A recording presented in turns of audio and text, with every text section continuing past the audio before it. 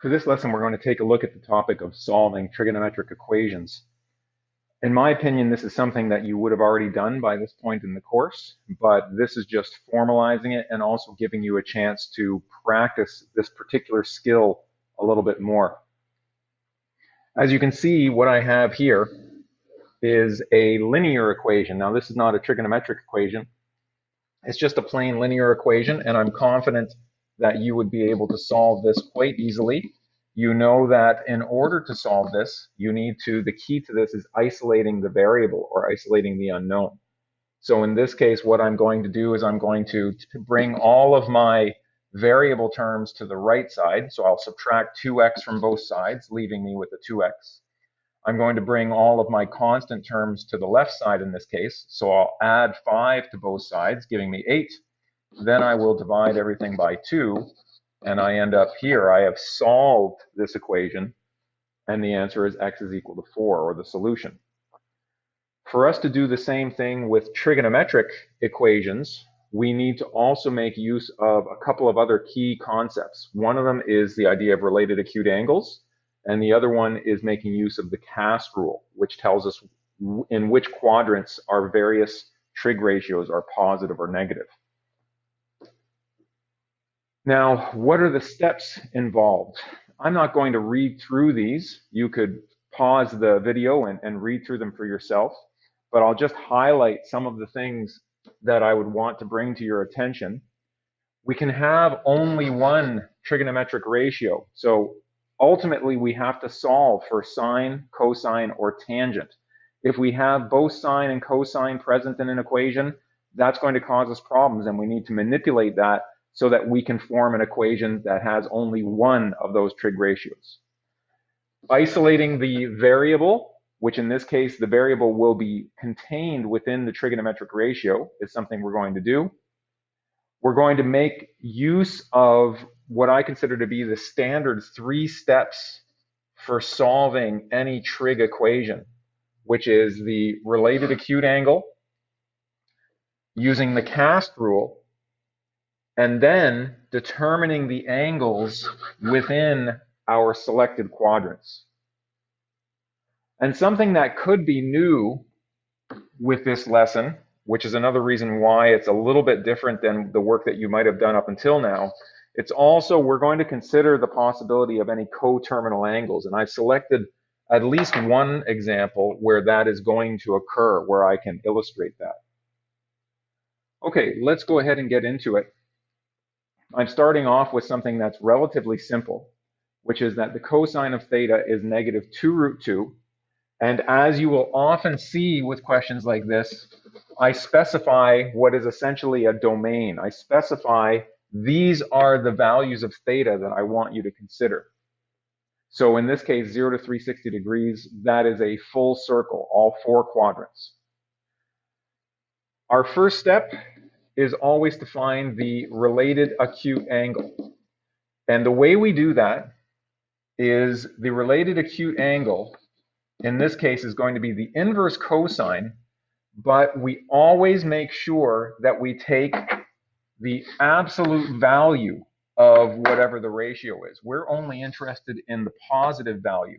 So I'm going to take the inverse cosine of root 2 over 2.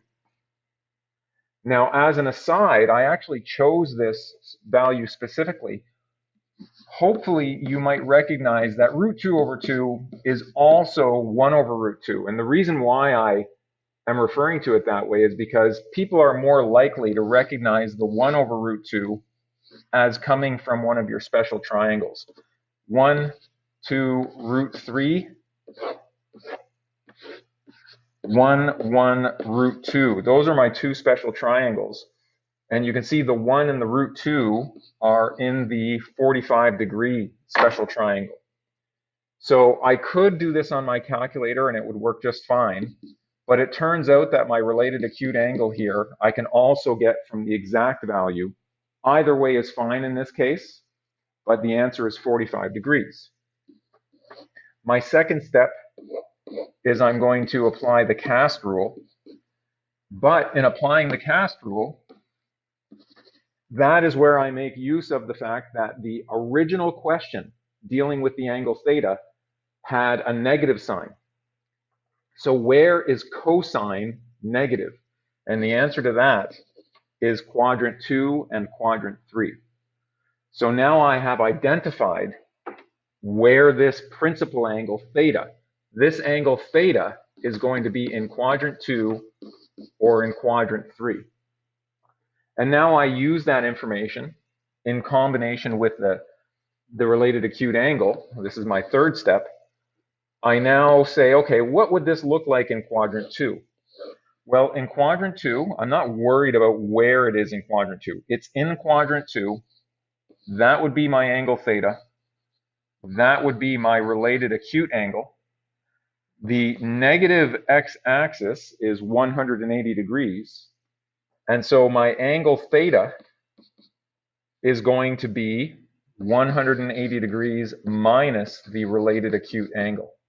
In this case, we have an exact value. That gives us 180 degrees minus 45 degrees. And we end up with theta is exactly 135 degrees. If you were to go to your calculator and take the cosine of 135 degrees, and if you were to calculate this using your calculator to get a decimal value, you would find that the cosine of 135 degrees would have the exact same value as negative root 2 over 2. Let's do the exact same thing for quadrant 3. In quadrant 3, the angle or the terminal arm is going to be down there, which means the angle, the principal angle theta, is there. The related acute angle is going to be there. The negative x-axis is still at 180 degrees. So the relationship we make use of in this case is that theta is 180 degrees. Notice how we're using the x-axis as our starting point. That's our reference. But in this case, we're actually going to add the related acute angle. 180 degrees plus 45 degrees gives us 225 degrees. And so those are my two possible values for theta. Now I've got something that's a little bit more like what you might have been expecting, which is an actual linear equation. So the first thing I need to do is go through that process where I rearrange and isolate.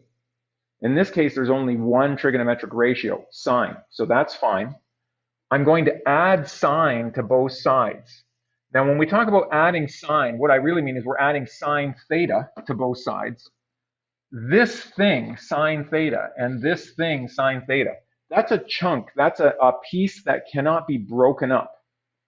So when I talk about adding that to both sides, I'm going to have two of those things. So I'm going to have 2 sine theta on the left side, and then I'm going to take the positive root 3 and move it to the right side, so it becomes negative root 3. Once again, this piece is a piece all to itself. So to isolate it, I'm actually going to divide both sides by 2, and I end up with sine theta equals negative root 3 over 2. Now I have a linear trigonometric equation with a single trigonometric ratio.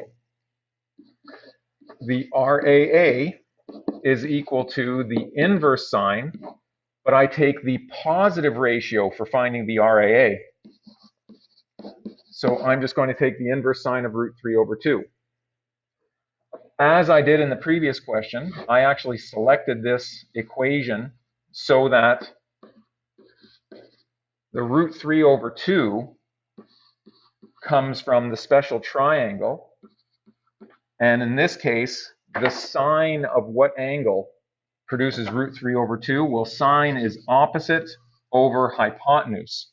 So it's going to be the sine of 60 degrees. So the related acute angle is 60 degrees. And you could get this from your calculator as well. But you should be practicing the use of the special triangles. The next step is the cast rule. And in this case, we have the original, so the trigonometric ratio for theta had a negative sign there. Where is sine negative? Sine is negative in quadrant 3 and in quadrant 4. And now my third step, so step 3, let's look at what does quadrant 3 look like. Quadrant 3 is here, the angle theta is here, and the related acute angle is tucked in there. The negative x-axis is going to be my reference line for this particular one. And so theta is equal to 180 degrees plus the related acute angle. So that's going to be 180 degrees plus 60, which works out to be 240 degrees. In quadrant 4, the angle is going to be there.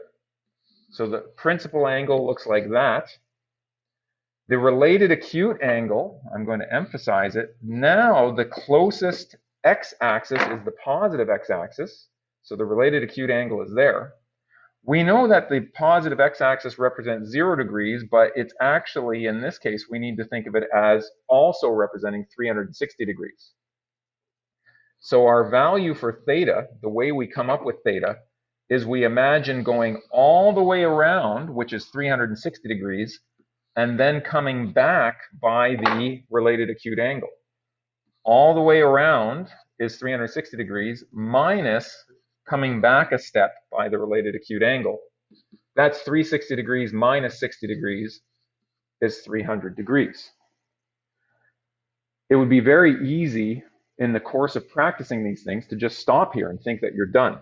But there's one other thing that I need to point out to you, and that is the domain. It says that my angles theta have to be between 0 and 720. Now we know that one revolution around the circle is 360. And so to consider up to 720, we need to consider a second revolution as well. So we also, for this question, we actually require what are known as coterminal angles.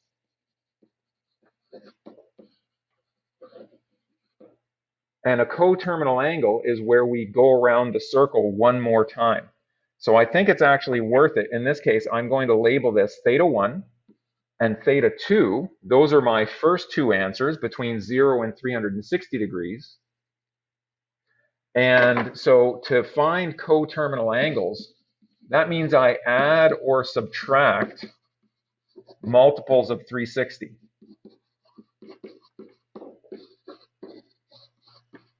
That's how I go around the circle again multiple times. So what I need to do now is identify, I need a third angle where I'm going to take theta 1 and I'm going to find a positive coterminal angle to theta 1. And that's going to be 240 degrees plus 360 degrees. And in this case, I end up with 600 degrees. And for theta number 4, my fourth possible answer, I'm going to take theta 2 and I'm going to add 360 degrees to that. That's going to be 300 degrees plus 360 degrees, and that gives me 660 degrees. And if you wanted to, a nice summary here, you might say, so therefore my solutions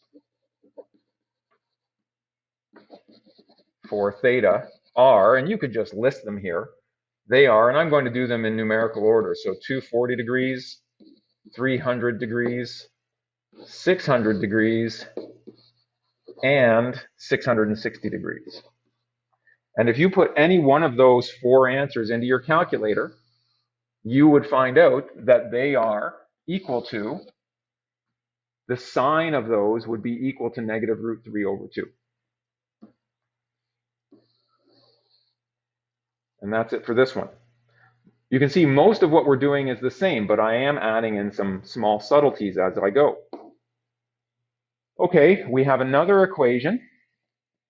This one is unusual. You might note immediately there's something quite unusual here, the 2 theta.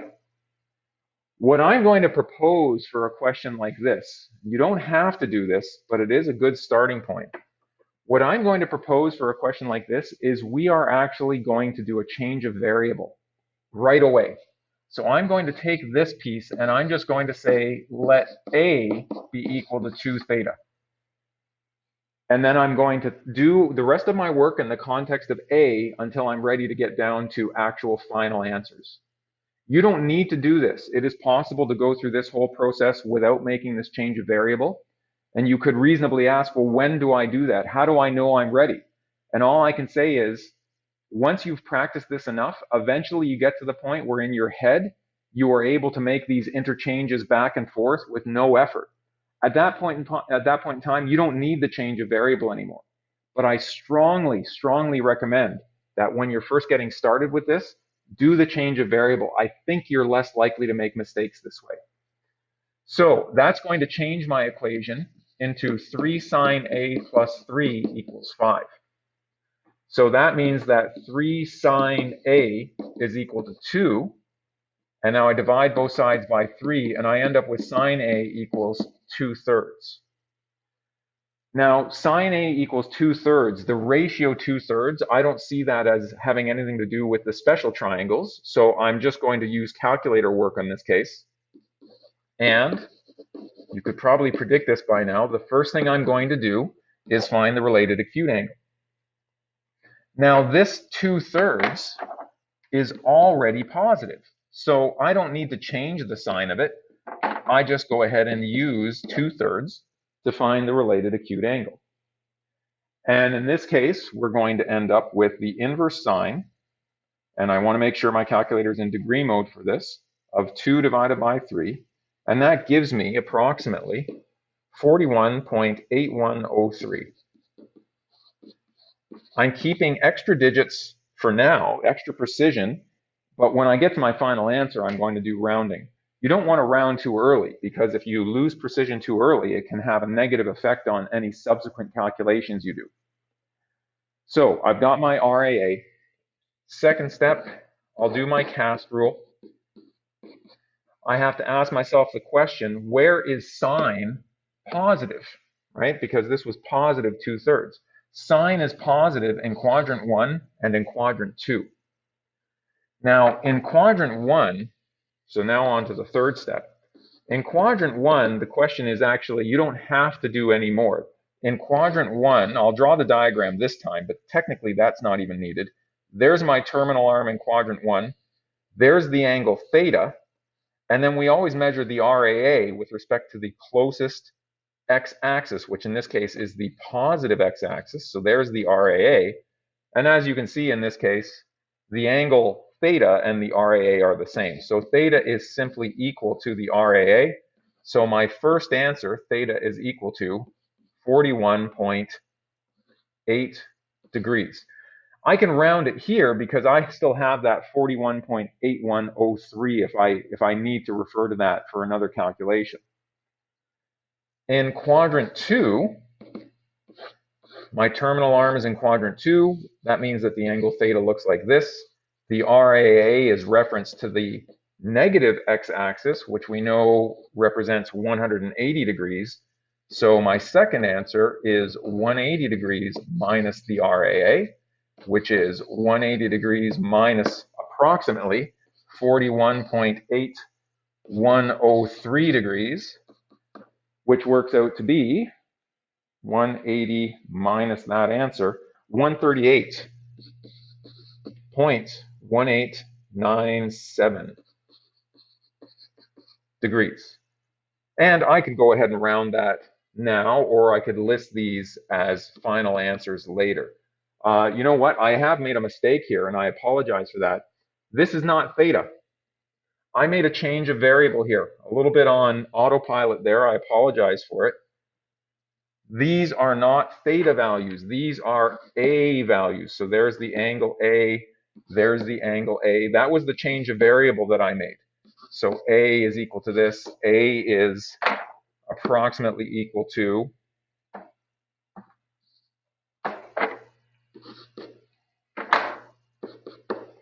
138 point, and I'm going to round it this time, 0.2 degrees. Sorry about that. So now that we have got our labeling correct, and I've got my two answers for A, just like we did in a previous question, I need to go up here and take a look at this domain. Because this domain says that 0 degrees is less than or equal to theta is less than 360. Now, so far, I'm still working in terms of A. Our original equation had 2 theta, not theta, but 2 theta. So ask yourself the question, how do I turn this domain into 2 theta? What did I do? Well, I doubled theta, so I'm actually going to do the exact same thing here. I'm going to double 360 and it becomes 720. I'm going to double 0. Well, doubling 0 is still just 0. Well, why would I do this? What's the value of this? The value of this is, don't forget that our change of variable was a is the same as 2 theta. So what I've now said is that the angle A has to be between 0 and 720 degrees. But the angles that I have found for A so far, which are here and here, these angles are between 0 and 360 degrees. They're quadrant 1 and quadrant 2. So just like I did before, so now I have this 4th step, which is I need to consider coterminal angles. And since our domain for A is between 0 and 720, that means I need to do 1 extra revolution. So I'm actually going to add 360 degrees to my values for A. So just like I did before, I'm going to label that A1 and A2. A3 is the same as A1 plus 360 degrees, which is approximately 40, let's see, 360 plus 41.8 is going to be 401.8 degrees approximately. And A4 is going to be 360 degrees plus A2. And with that one, do I trust doing my calculation in my head for that one? 360, 460, 498.2 degrees for that one. But, and now we have a 5th step here, but 2 theta, or let me put it the other way, but A is equal to 2 theta, and our solution, or our solutions are for theta equals something. We're trying to solve for the variable. We're trying to solve for the original variable, theta. So what I actually need to do now is now I take my step back from the change of variable, and I'm going to convert all of these to thetas. So I end up with 2 theta 1 is equal to, what was my first answer? 41.8 degrees approximately, which means that theta 1 is equal to approximately, let's see, that's 09, so that's 20.9 degrees. And 2 theta 2 would be equal to 138.2 degrees. And so theta 2, if I divide both sides by 2, that ends up being 69.1 degrees, I think. Is that correct? Yeah. And then theta 2, theta 3 is going to be this 401.8 degrees. That's approximate. These are all approximate. And I divide that by 2, and I end up with theta 3 is equal to this one's going to be 200.9 degrees. And that's approximate. 2 times theta 4 is going to be 498.2 degrees. So theta 4 on its own is going to be, that's going to be just under 250. So that's going to be 249.1 degrees. And that's, again, those are all approximate because I'm using rounded values there. And I could have gone to greater precision. This is sufficient for what we're doing here. If you take any of these values for theta, and you were to go back and plug them into this equation for theta, from this equation, you can see the first thing you would do to that value of theta is you would double it. Then you would take the sine of that doubled value, and that would turn into a trig ratio. And then you would multiply by 3 and add 3. And if you went through that process, you could verify these answers and you would get an answer of 5. All right, last example I'm going to do here is, it's actually not a linear example. This is just a beginning of a nonlinear trigonometric equation. And there's a clue here in the fact that I've got two different trig ratios present. That's not always going to be the case, but that is here. Now, one thing that I think people would make a mistake with here is they would immediately say, oh, cosine is present on both sides. It's all multiplication, so I'm just going to divide by cosine. And if you were to do that, it would be an error because you would be throwing away a potential answer, which you don't want to do. Instead, what you need to do is you need to bring everything to one side. So I'm going to gather everything. Does it matter which side? Not in particular. So I'll send everything to the right. 2 sine theta cos theta. I subtracted cos theta from both sides. And the reason why I'm doing this is because I actually want to put this into a factored form. So I'm going to take out the common factor of cos theta, but I'm not just going to discard it. I'm going to factor it out. And then what is left is 2 sine theta minus 1. And I have now that something times something else, so two factors being multiplied together, multiply to give me 0. Which means that either cosine of theta is equal to 0, or 2 sine theta minus 1 is equal to 0. So this nonlinear trigonometric equation ends up being turned into two linear trigonometric equations. This one becomes 2 sine theta equals 1, or sine theta is equal to 1/2. Now, depending on where you are in your work, for where we are in the course, hopefully you recognize the second equation, that goes with your special triangles, 1, 2, root 3, and we want the sine of the angle that gives us 1/2.